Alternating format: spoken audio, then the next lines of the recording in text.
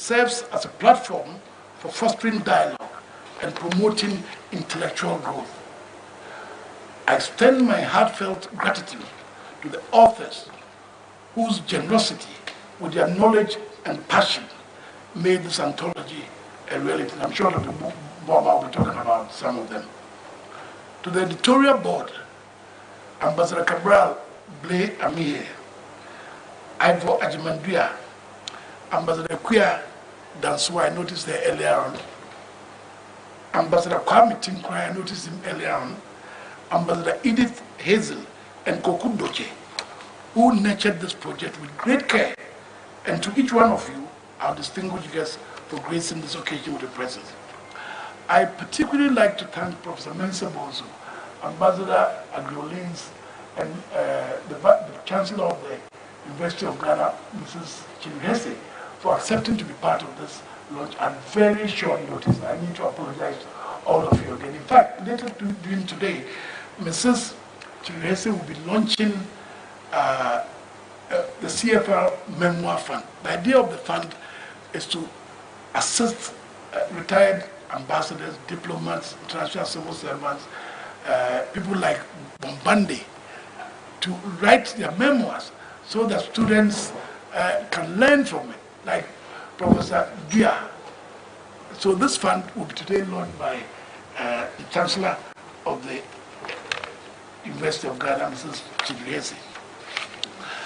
As we embark on this intellectual journey, embracing the wisdom within these pages and harnessing the power of knowledge to navigate the complex tapestry of foreign policy, diplomacy, and international relations, let us strive for a world that fosters understanding, collaboration, and peace. Thank you once again for your presence at this book launch, and let me take the opportunity to welcome all those who have just joined us by Zoom, particularly the Commissioner for Political Affairs of the AU Commission, Ambassador Dankule. I thank you very much.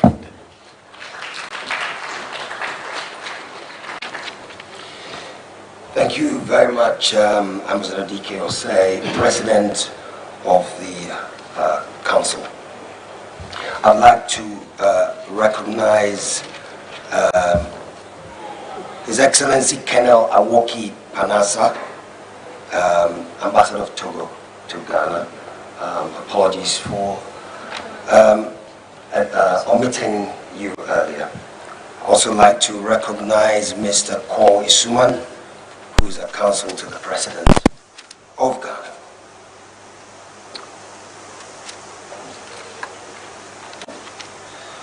So, I'd like to introduce now the chair for the evening.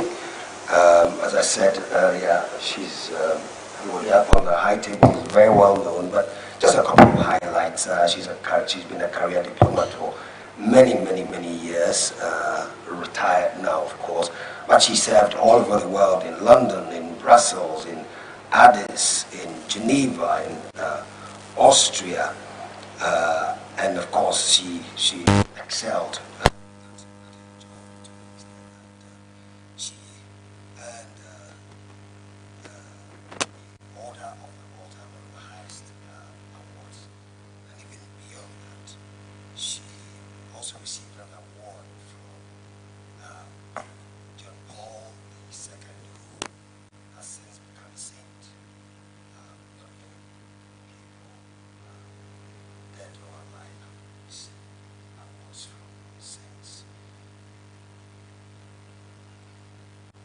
She these days spends time supporting courses at CFR and also UNDP and the Legal Center for International Affairs and Intellectual Property, World Intellectual Property Organization.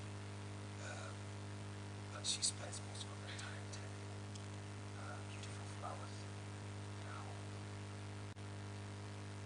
She, above all, she went to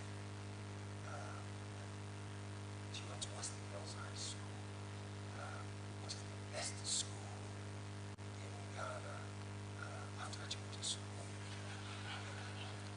Ladies and gentlemen,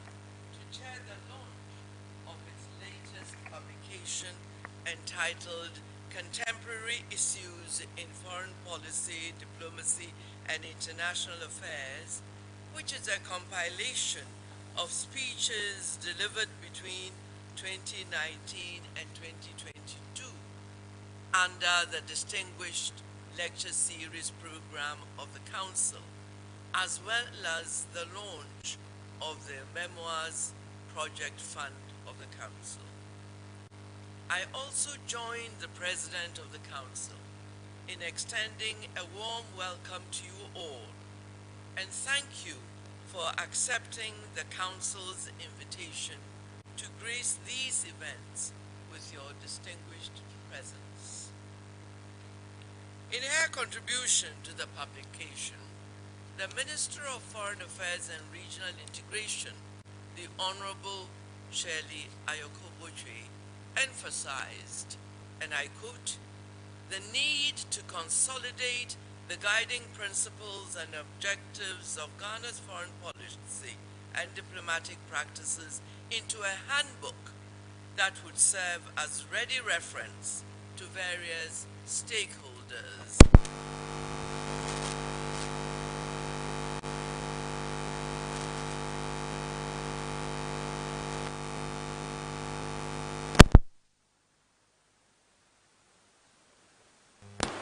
Of such a handbook. The speeches are delivered by persons of standing, drawn from a wide spectrum of professions and backgrounds, from political figures to international civil servants, to writers, to diplomats,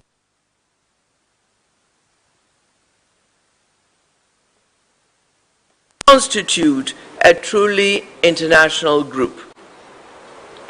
The publication captures their thinking on a wide range of issues of moment in international relations, issues such as multilateralism, higher education, the fabric of society, governance, and democracy. And this is by no means an exhaustive list. The publication is carefully and uniquely crafted in terms of the depth of substance as well as the flavor of the ensuing discussion. It is no ordinary handbook. It combines scholarship and reality, often providing perspectives which are thought-provoking and deepen our appreciation of the issues involved, not only at the level of international relations, but also at the national level. Such reflection is indeed indispensable for sound decision-making and policy formulation and implementation. It brings us full circle to the statement of the Minister of Foreign Affairs and Regional Integration regarding the need for a ready reference. Contemporary issues in foreign policy, diplomacy, and international affairs is such a ready reference. Ladies and gentlemen, a distinguished assemblage such as this more than appreciates that publishing is not without financial cost. That is why I am confident that you will